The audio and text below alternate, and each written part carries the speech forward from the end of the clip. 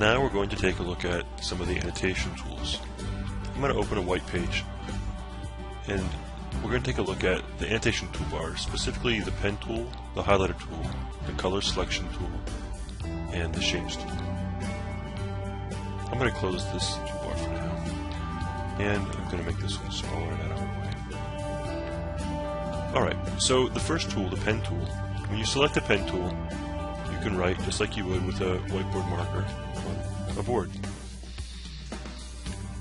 The highlighter uses a transparent ink, and this is your color palette selection tool. For example, I have the highlighter selected now. If I click on this and change it to, let's say, green, I can highlight with a green highlighter. If I have the pen selected and I choose a color, it'll change the color of the pen. Like, I'll pick black, for example.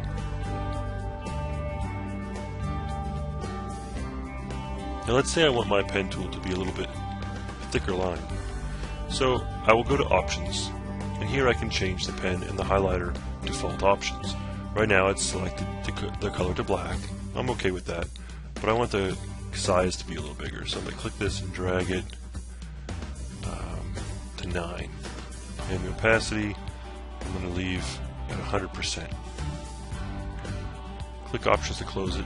And now when I start drawing, you'll see that my pen tool draws with a much thicker line. Same thing now for the highlighter. I can make it maximum thickness, and let's say I want to go back to yellow as my default color, and I'm okay with the opacity there.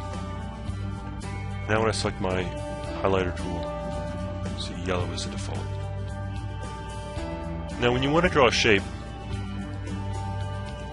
the first thing you want to do is pick, do you want to draw the pen or a highlighter? You'll notice when I click on the tool, the little light shows up below it. That just shows that that's the active tool. So right now my pen tool is active. Now if I draw a shape, it's going to be drawn with my pen tool. So I can select any one of the shapes and draw with them.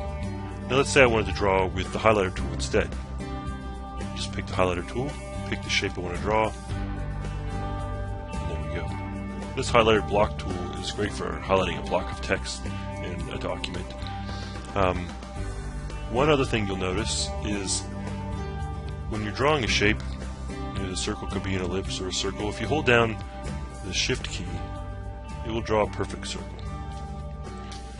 Likewise, if you hold down the Shift key for the square, instead of a rectangle, it's going to draw a perfect square.